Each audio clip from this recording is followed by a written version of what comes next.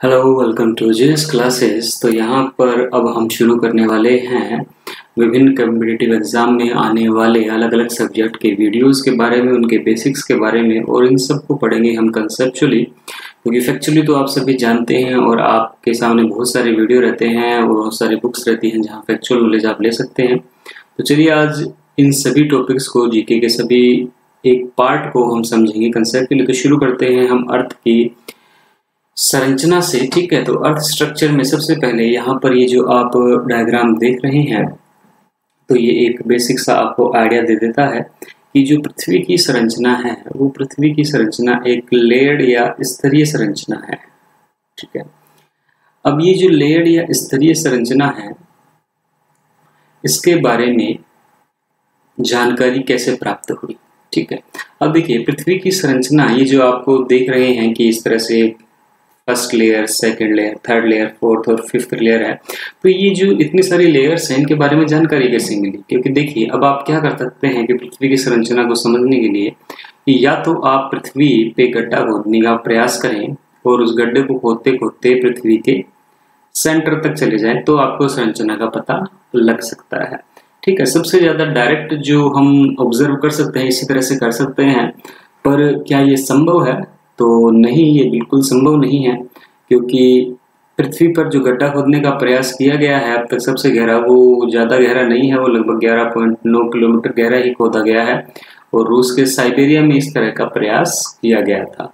ठीक है, तो अब गड्ढा क्यों नहीं खोद पाते हैं हम पृथ्वी पर इतना गहरा कि हम इसके सेंटर तक पहुंच जाएं? तो देखिए कि जो पृथ्वी है वो एक डेंस मटेरियल से बनी हुई है, जिसका जो डेंस मटेरियल है लोहा और निकल, वो पृथ्वी की आंतरिक संरचना में भरा हुआ है।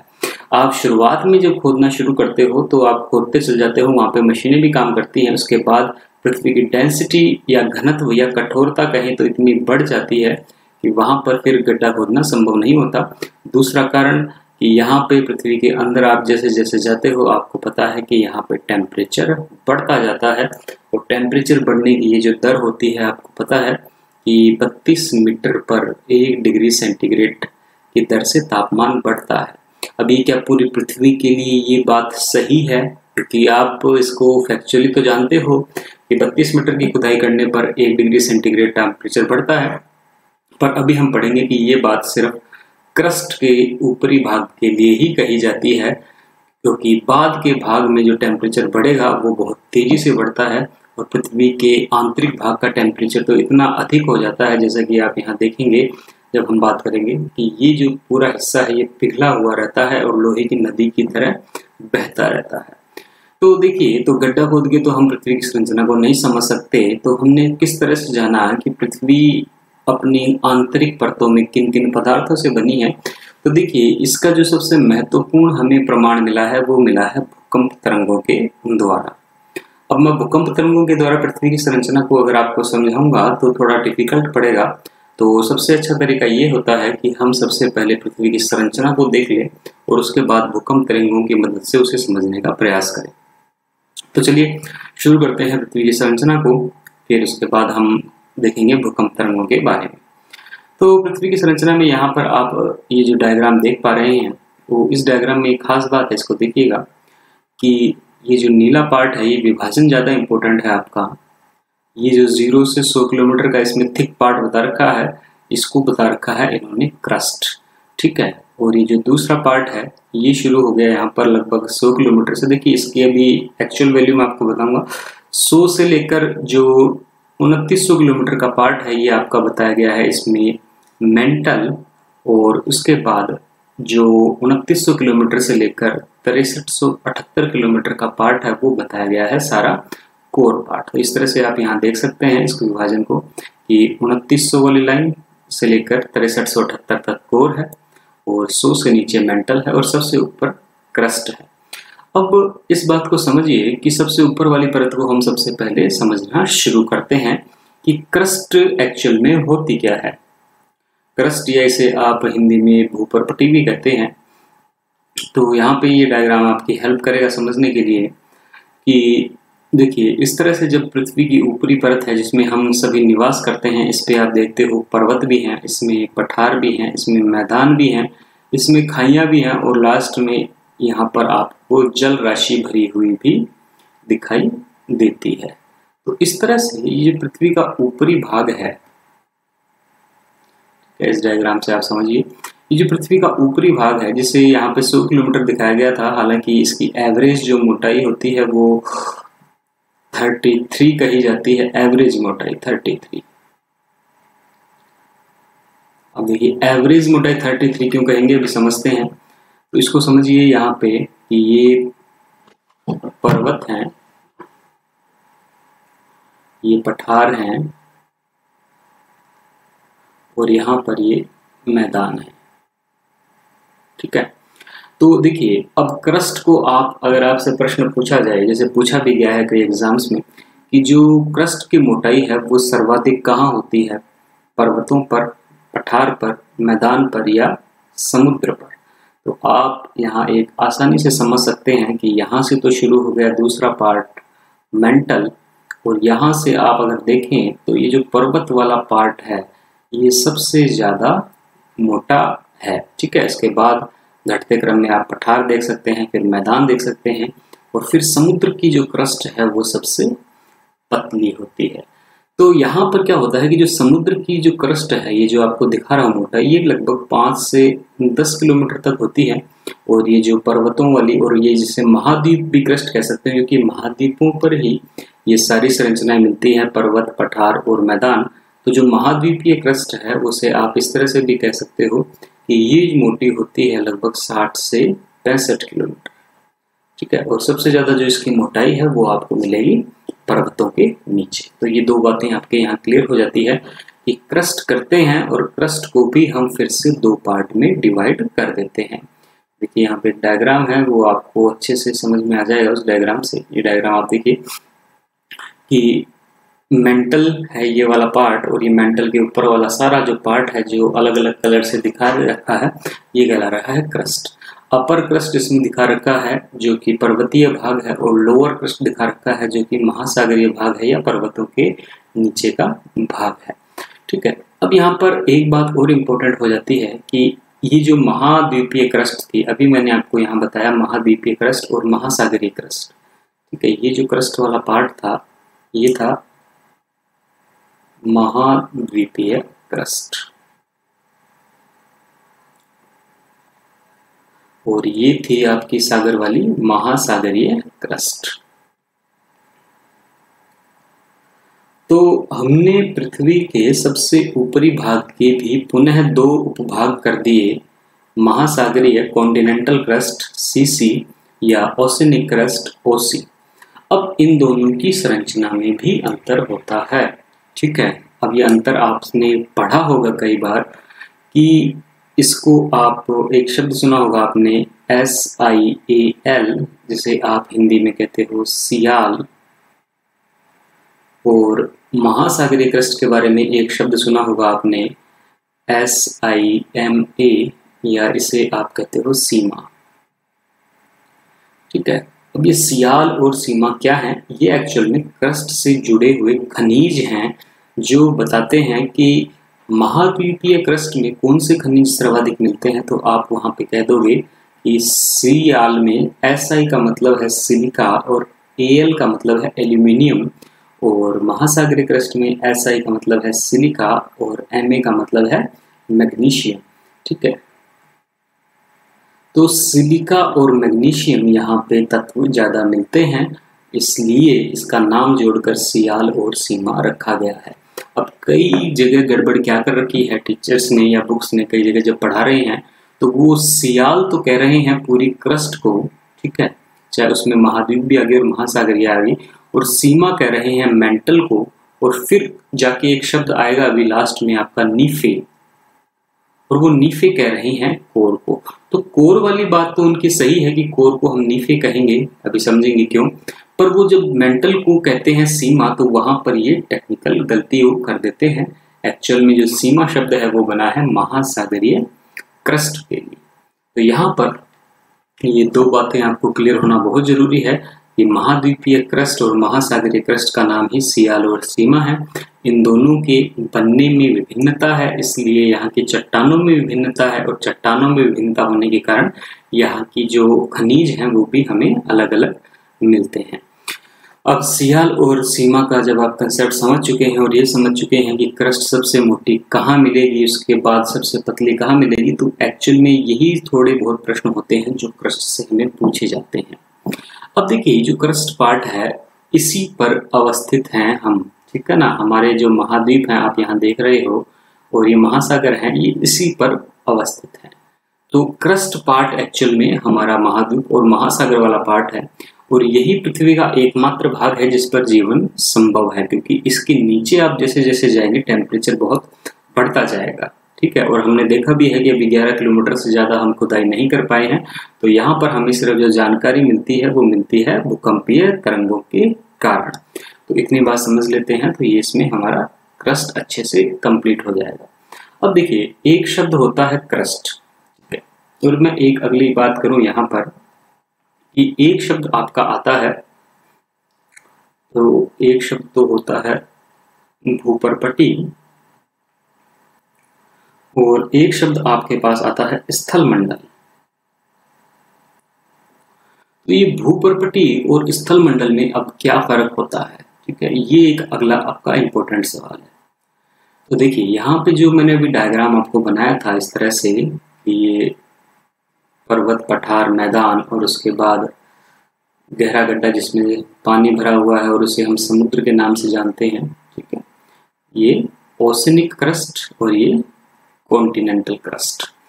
अब देखिए कि ये जो मोटाई बताई थी मैंने आपको, एवरेज बताई थी 33 किलोमीटर, ठीक है, क्योंकि कहीं पे 60 से 65 से 70 किलोमीटर भी मोटा है और कहीं पे केवल 5 किलोमीटर मोटा, तो एवरेज मोटाई 33।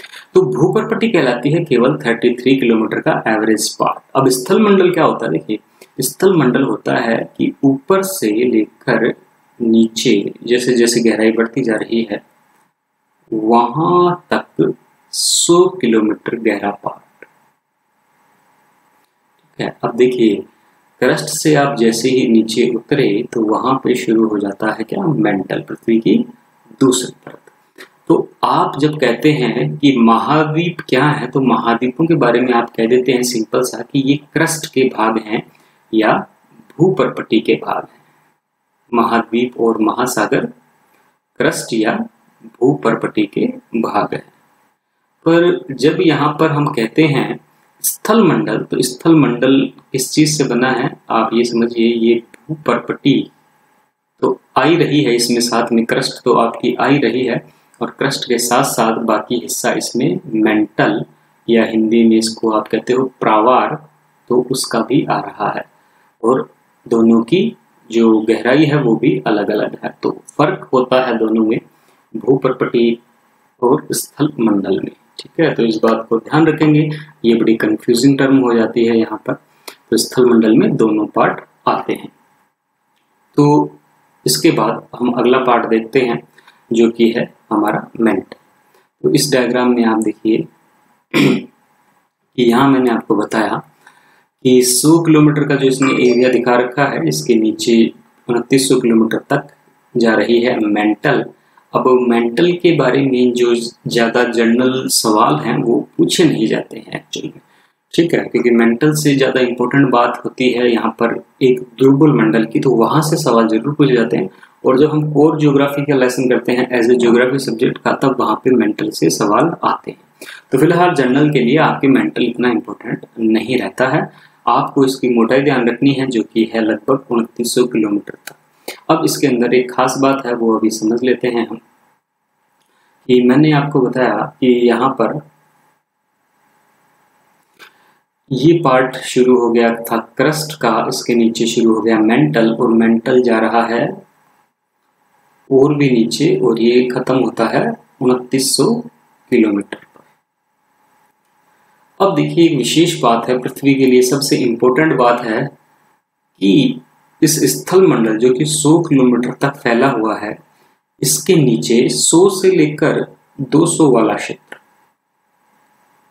100 से नीचे 200 किलोमीटर वाला जो क्षेत्र है, यहाँ पर क्या हो रहा है कि हमने अभी बात की थी कि जैसे जैसे हम पृथ्वी में नीचे की ओर जाते हैं, टेम्परेचर और डेंसिटी, घनत्व और तापमान दोनों बढ़ते जाते हैं, और यहाँ पर आकर 100 से 200 किलोमीटर में टेम्परेचर इतना अधिक बढ़ जाता है कि यहाँ पे जो चट्टानें हैं वो प्लास्टिक की तरह पिघली हुई स्टेट में आ गई हैं। एक खास बात ध्यान रखिएगा, इसे हमने लिक्विड नहीं कहा, इसे हमने कहा कि प्लास्टिक की तरह यहाँ पे चट्टानें पिघल गई हैं, जैसे पिघला हुआ प्लास्टिक होता है।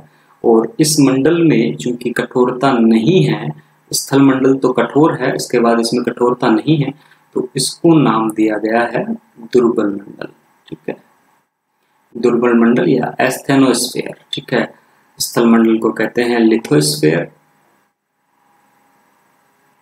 और यहाँ पर दुर्बल मंडल को कहा जाएगा एस्थेनोस्फेयर। तो दोनों में फर्क ध्यान रखिएगा।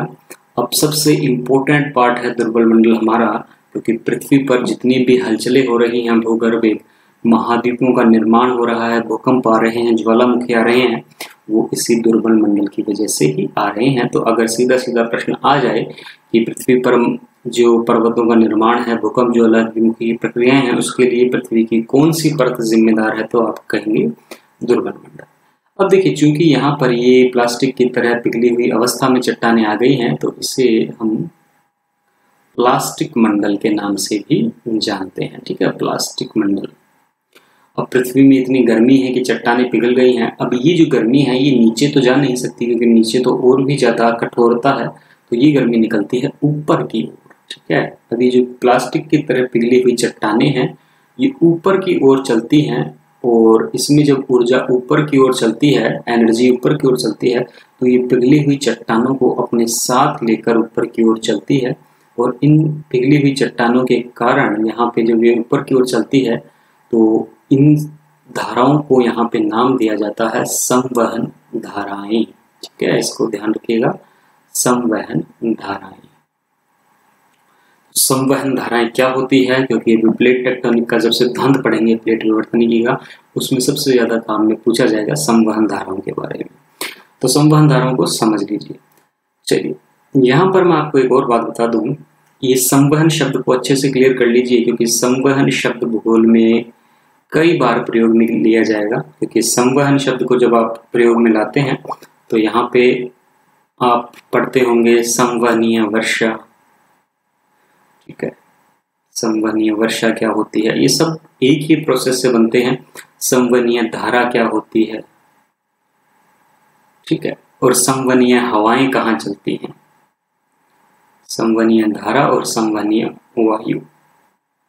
तो ये जितने भी मैं आपको यहाँ पे शब्द लिख रहा हूं, ये शब्द में संवहनीय शब्द को समझ लीजिए एक्चुअल में होता क्या है। देखिए, साइंस में एक चीज है कि एनर्जी को अगर ए पॉइंट से बी पॉइंट पे जाना है, तो उसके 3 तरीके हैं। ठीक है, ए पॉइंट से बी पॉइंट पे जाने के 3 तरीके हैं। पहला तरीका क्या है कि रास्ता, जिसे आप माध्यम भी कहते हो, कोई ना कोई ए पॉइंट से बी पॉइंट के बीच में, ऐसा तो नहीं है कि निर्वात होगा, कुछ भी नहीं होगा, यहाँ पे कोई ना कोई पदार्थ होगा, चाहे वायु के रूप में हो, चाहे ठोस के रूप में हो। तो इन पदार्थों के जो अणु हैं वो ए से एनर्जी लें और आगे से आगे ट्रांसफर करते जाएं। ठीक है, खुद नहीं मूवमेंट करें और सिर्फ इसको ट्रांसफर करें, तो इस तरह से बी तक एनर्जी पहुंच जाएगी। और इस प्रक्रिया को जब देखा जाएगा, इसको कहा जाएगा चालन या कंडक्शन। ठीक है, इसको ध्यान रखिएगा। दूसरी प्रक्रिया ये है कि ए से बी में एनर्जी का ट्रांसफर होना है, पर यहां पर क्या होगा कि ये जो माध्यम के कण है, इसने ए से एनर्जी प्राप्त की, ये एनर्जी प्राप्त करके स्वयं इस एनर्जी को वहन करता हुआ आगे जा रहा है। ठीक है, और ये इस एनर्जी को बी पॉइंट तक पहुंचा रहा है। इस तरह की प्रक्रिया कहलाती है आपकी संवहन। ठीक है, तो ये चीजें ध्यान रखिएगा। अब जब हम संवहन धारा की बात कर रहे हैं, तो पृथ्वी के अंदर से बात कर रहे हैं कि ऊर्जा किस तरह से बाहर आती है, तो मतलब चट्टानों के कणों के द्वारा ये ऊर्जा बाहर आती है। संवहनीय वर्षा के बारे में जब बात करेंगे और वायु के बारे में तब बात करेंगे, तब मैं आपको बताऊंगा कि पृथ्वी का जो भूमध्य रेखीय क्षेत्र है वहां पर ये फिनोमिना घटित होते हैं, वर्षा और वायु वाले, और किस तरह से घटित होते हैं। तो फिलहाल आप संवहनीय धारा को समझिए। संवहनीय धारा के बाद आप इस चीज को समझिए कि ये दुर्बल मंडल से निकलती है और दुर्बल मंडल से निकलकर ये स्थल मंडल में प्रवेश करती है और वहां पर सारी जो गड़बड़ी पैदा होती है वो इसी की वजह से होती है। तो चलिए इसके बाद हम तीसरी परत का बेसिक समझते हैं कि पृथ्वी की जो तीसरी परत है वो है कोर। अब इस कोर को आप यहाँ पे अच्छे से समझ सकते हैं कि पृथ्वी का एकदम सेंटर पार्ट है, यहाँ पे आप देख रहे हो ये जो येलो कलर का पार्ट दिखा रखा है ये है इनर कोर, और उसके बाहर जो पार्ट दिखा रखा है ये है आउटर कोर। ठीक है, इसको भी हम बाह्य और आंतरिक दो तरह से विभाजित कर रहे हैं। अब देखिए जब इसको हम विभाजित कर रहे हैं बाह्य आंतरिक, तो इनकी सीमाओं का निर्धारण भी जरूरी है। तो जहाँ पे मेंटल खत्म होता है 2900 किलोमीटर पे, वहां से शुरू होता है बाह्य कोर और जाता है 5100 किलोमीटर तक, और 5100 किलोमीटर से लेकर 6378 तक रहता है इनर कोर। अब ये जो पार्ट है ये काफी इंपॉर्टेंट पार्ट है, कंसेप्चुअल पार्ट है। देखिए किस तरह से कि हम सभी अब तक ये जान चुके हैं कि पृथ्वी के अंदर जब जाते हैं टेम्परेचर और डेंसिटी दोनों बढ़ती है। इस 2900 किलोमीटर से लेकर 5100 किलोमीटर तक डेंसिटी भी बढ़ती है, पर टेम्परेचर उस पर हावी हो जाता है और टेम्परेचर इतना ज़्यादा बढ़ जाता है कि यहाँ की जो चट्टानें हैं सब पिघल कर लिक्विड फॉर्म में आ जाती हैं। अब देखिए ये आ गई लिक्विड या द्रव रूप में। जब मैंने एस्थेनोस्फीयर कहा था तब द्रव शब्द का यूज नहीं किया था, मैंने कहा था प्लास्टिक स्टिक। दोनों में फर्क है, ये ध्यान रखिएगा। पृथ्वी का एकमात्र लिक्विड जो पार्ट है वो है आउटर कोर, ठीक है, जो कि द्रव अवस्था में एकमात्र लिक्विड पार्ट। अब यहाँ पर चूंकि चट्टानें जो बनी है वो लोहा और निकल से ज्यादा बनी है, तो इसलिए इसका नाम नीफे कहा जाता है। तो मैंने आपको बताया था कि सियाल कहेंगे हम ओसनिक कॉन्टिनेंटल क्रस्ट को, और सीमा कहेंगे यहाँ पे हम ओसनिक क्रस्ट को, सियाल कहेंगे कॉन्टिनेंटल क्रस्ट को, और इसके बाद जो नीफे शब्द आएगा तो नीफे शब्द हम लगाएंगे कोर के लिए। अब कोर की खास बात देखिएगा कि बाहरी कोर है जो वो द्रव अवस्था में है क्योंकि टेम्परेचर ज्यादा है, और आंतरिक कोर है वो सॉलिड है और एक तरह से एक लोहे और निकल की गेंद के समान है। अब इन दोनों का ये कॉम्बिनेशन पृथ्वी पर देखिए क्या लाता है। आपने सुना होगा कि पृथ्वी के चारों ओर 64,000 किलोमीटर ऊंचाई तक पृथ्वी का एक चुंबकीय मंडल है, ठीक है, मैग्नेटोस्फीयर या चुंबकीय मंडल। अभी जो मैग्नेटोस्फीयर या चुंबकीय मंडल है ये बनता कैसे है, पृथ्वी का चुंबकीय क्षेत्र। तो इसकी जो कंसेप्ट है वो यहीं पे है कि आप सबको पता है कि पृथ्वी लगातार घूम रही है अपने अक्ष पर, ठीक है, और ये जब घूमती है तो जब इसके घूमने के कारण ये जो अंदर लिक्विड है ये भी घूमता है, और ये लोहा निकल से बना है और साथ में ये घूमता है इस सॉलिड कोर पर। अब जिससे क्या होता है, इनमें घर्षण होता है तत्वों में, और इस घर्षण के कारण पृथ्वी का चुंबकीय क्षेत्र उत्पन्न होता है, ठीक है। और इस मूवमेंट को कहा जाता है चर्निंग मोशन, चर्निंग मोशन या चर्निंग गति। किसको कहा जाता है? जब बाह्य कोर आंतरिक कोर पर घूमता है। ये एक लोहे की निकल की बहती हुई नदी है जो लोहे निकल के ठोस गेंद के ऊपर चक्कर लगा रही है। तो इस तरह से ये कोर की बात हम यहाँ पे करते हैं। तो चलिए आज के लेक्चर में इतनी ही बात करते हैं, शेष बात हम करते हैं कल के लेक्चर में। तक के लिए थैंक यू। और आपको और कोई इस पे डाउट हो तो आप मुझे 9530200204 पर मैसेज करके पूछ सकते हैं। यहाँ पर एक ग्रुप बना रखा है, उस ग्रुप में मैं आपको ऐड कर दूंगा। तो चलिए मिलते हैं अगले लेक्चर में, तब तक के लिए थैंक यू।